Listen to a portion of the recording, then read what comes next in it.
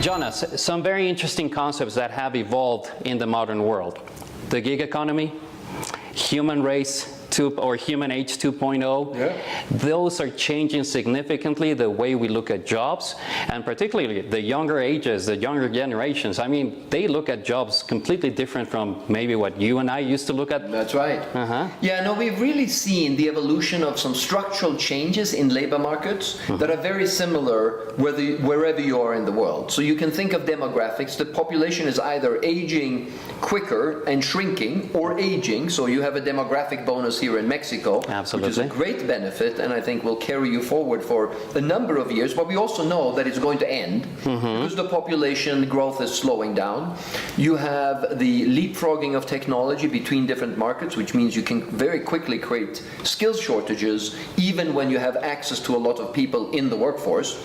And you also have individuals making different choices. They understand the jobs for life are not there. They understand that they will change careers more often.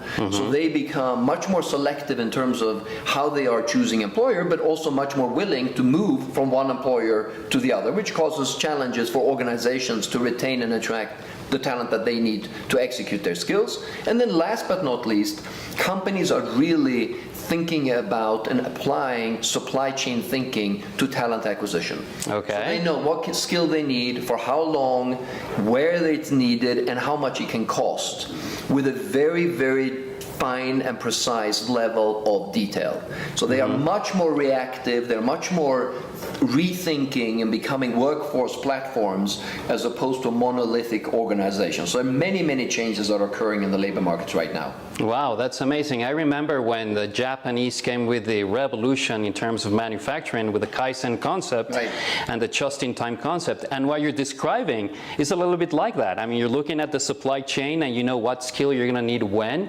And so you look for it specifically for that particular moment. Yeah, and I think you can see it reflected in some of the behaviors that have happened in various economies. If you think about the Great Recession in the US, how quickly unemployment went up and employment dropped. And that's because all of the companies immediately saw the drop in demand. Normally, this is something that goes on for 3 or 4 or 5 months, and by the time you get to the end, it starts to move back up again. In this case, the hit was instantaneous. The demand dropped, and that means the companies started to pull back instantaneously. So they have a much finer understanding of where they need the workforce. So they are really, you can think about it as consuming labor, which causes tensions on the other side because it creates a lot of insecurity in terms of what the individuals are feeling and how they can, progress their careers. And that's why when we think about, the lack of loyalty, organizations talk about, that people aren't as loyal anymore. Where if you think about it, they're actually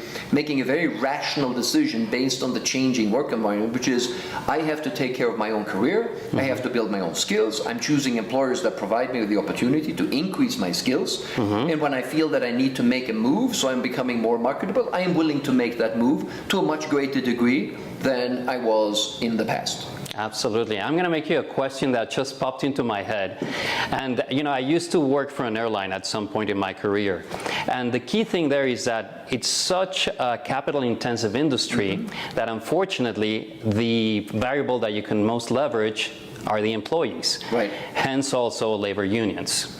What do you think is the future of labor unions in an economy and a world like the one that you've described, where there's this supply chain view of the job market, and then also individuals being more in a gig mentality and looking for something that is going to fulfill their particular needs at a given moment?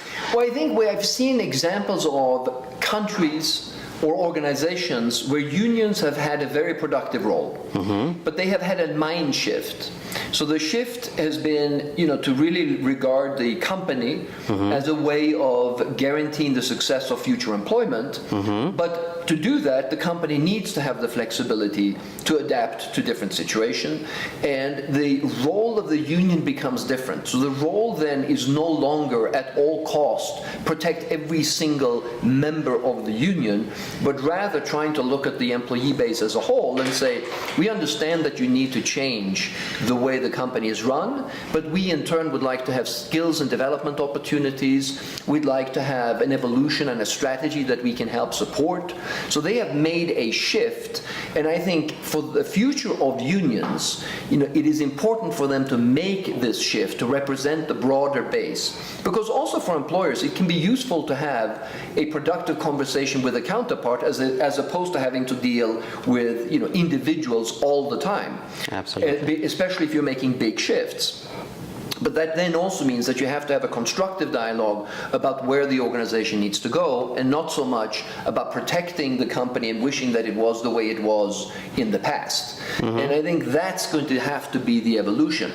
And unions and countries that are able to make that shift, there I think the unions can play a very productive role and be part of this forward-looking evolution. Absolutely. But by the same token, in areas or countries where it's always only backward-looking and only looking at your member participation, and that's where your focus is, you're going to start to see young people wishing to represent themselves, and that is why everywhere in the world union membership has come down dramatically over the last 20 years.